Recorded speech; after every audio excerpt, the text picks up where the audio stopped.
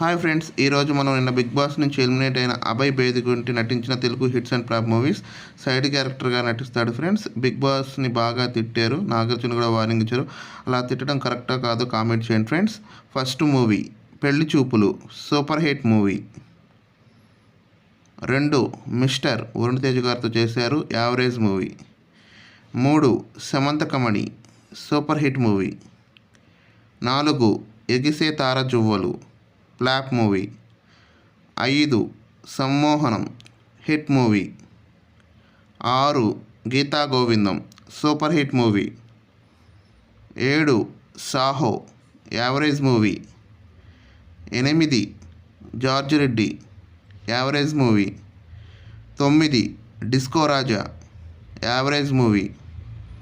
10 Pitta Kathalu, flop movie.